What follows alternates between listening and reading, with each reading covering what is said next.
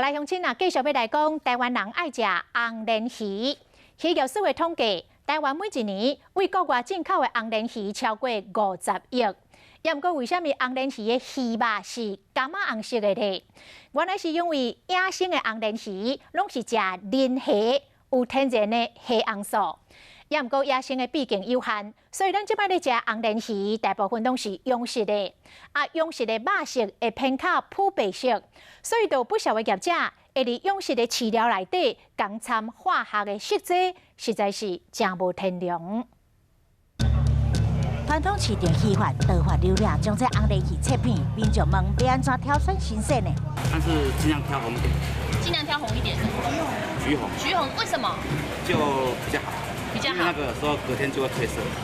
为什么？隔天它是颜色会不一样，切下去会氧化。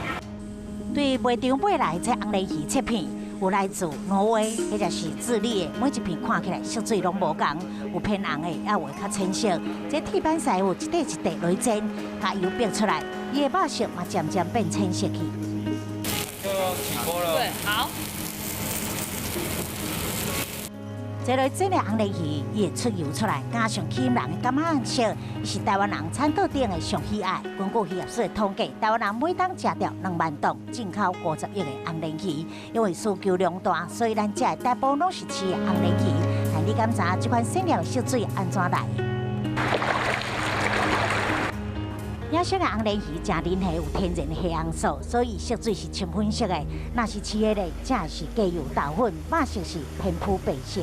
人工养殖部分，因为国人喜欢颜色深，所以这个部分可能就会有，例如说养殖的公司或养殖的农场，他希望迎合顾客的需要，然后希望例如说让颜色深一点。为着要卖上较好咧，业者伫这饲料内面会添加化学的净色剂，才会让这个红鲢鱼的肉色柑仔红。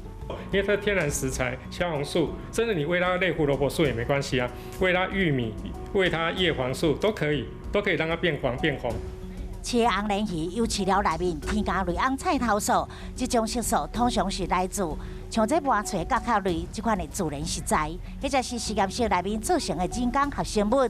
那安尼合成的色素对人体敢会有损害？我今天为了省钱，我可能用人工的。那人工的，它只是为了达到这个颜色效果，它可不见得有抗氧化的作用哦。因为只有这些人工的分子，自然界没有。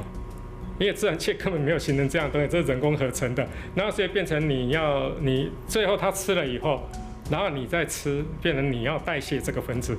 因为我们身体你每次进一个化学结构，我们就要拆解它来解毒把它代谢出去，这样毒素才会存留在体内。它没有办法代谢，就存在肝脏。专家担忧消费者有一种迷思，认为讲色水愈红就代表愈新鲜。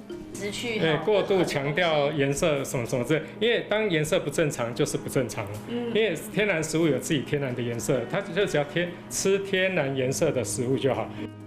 民众对外观要安怎知影讲这红鲢鱼新鲜度无问题？老经验的师傅教咱闭关。厂商送东西来，我们也是搓搓看。它有弹性，有那个光泽，就新鲜。那个才是挑选的关键。对，不是看颜色。不是看颜色。